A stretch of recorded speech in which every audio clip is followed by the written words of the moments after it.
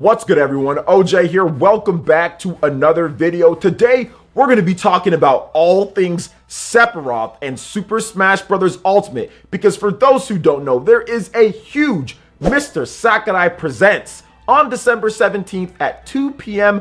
PT. That is 5 p.m. Eastern Time. And of course, right here on PlayerEssence, we will be streaming the full show for you guys with a big pre-show going over you guys' thoughts and opinions, and also your predictions for the rest of the Fighters Pass. Then also a post-show talk about what Mr. Sakurai has laid down for Sephiroth. So it's going to be a lot of fun. So make sure you set your reminders, hit your subscriptions, put the notification bell, and let's get ready to go on this one. But for this video, we're going to be talking about Sephiroth and why this was the right pick despite the anime swordsman meme that's been going around, at least before Sephiroth. But once Sephiroth was announced, seems like that's just kind of vanished into thin air. But let's talk about this. Sephiroth is one of those villains that if you were alive back in the mid to late 90s, you honestly couldn't see a magazine or then without this dude on there. It was just iconic to see Sephiroth with that long sword and with the flames in the background. Final Fantasy VII was one of the most hyped games to ever release. It was one of the games that everybody was talking about. Everybody was saying, yo, have you heard about this game, Final Fantasy VII? What's up with Final Fantasy VII? Final Fantasy VII, because it had been a while since we saw Final Fantasy VI or Final Fantasy III, and that was the Super Nintendo, right? So you're making that next-gen jump. We want to see the next-gen graphics. We want to see the next-gen storytelling and the next-gen music, and it was on a shiny PlayStation, a system that used CD media, which was different from what we usually got with cartridges. So it was just something that was just the perfect storm.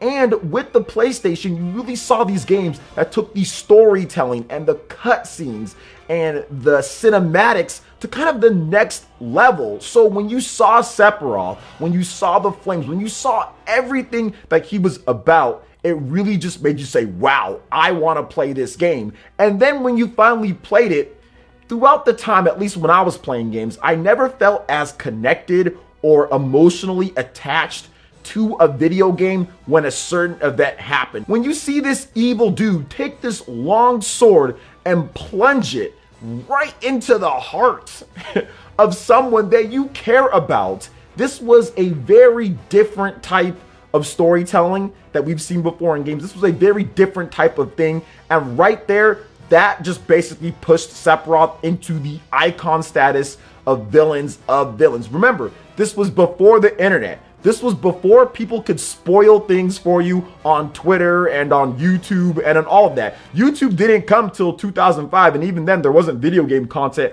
on there like that when it first launched. So you really couldn't be spoiled unless somebody told you at school, and if somebody was about to spoil something for you, you can literally slap the hell out of them before they do that. So there was no problem, there was no problem not getting spoiled when it comes down to it, or if you purposefully read some type of magazine and they put it in there. But a lot of the times they didn't spoil the games in the magazines unless they really wanted to, if you're reading something. So you were usually good. So it was a shock to see a villain do that to a party member when it comes to Final Fantasy or when it comes to an RPG or something. We'd seen it before in 16-bit or something like that, but this was completely different with the 3D graphics, with the storytelling, with the cutscenes. It just breathed a whole new life and a whole new era and emotion into the game. And like I stated, shot Sephiroth up all the way up the all-time villains list with that right there. It only took like one moment for the most part, but of course he refined his legacy and his stalking of Cloud in various different games. Kingdom Hearts,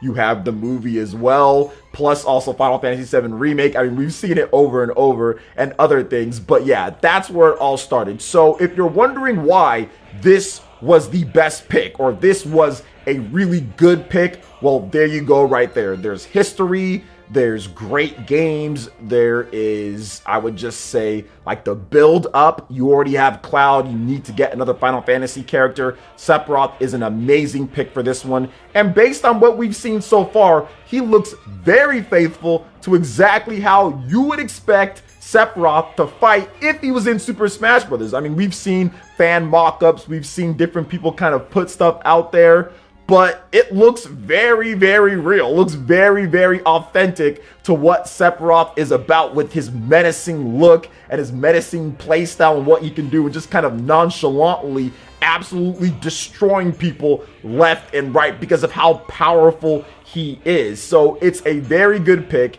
and I don't care if he's an anime swordsman. It does not matter. What matters is the character. What matters is the history, and what matters is the impact that that character can have on the full roster. And we've got another villain. We've got another character with huge range. We've got another character that has interesting different gameplay mechanics and styles based on what we saw, like with the planting into the side, right? So we can stick his sword into the side there. How his one wing works, some of the counters that he has, reversals, and just range with his smash attack. So the more variation, the more different styles, the more different types of characters that we get that have cool and unique mechanics, the more fun Smash Brothers can be, the more varied the game is, and already takes a game that is already crazy with so much stuff in there and makes it even better. So I cannot wait to see what Sakurai has for us when he starts talking about Final Fantasy VII and starts talking about Sephiroth, because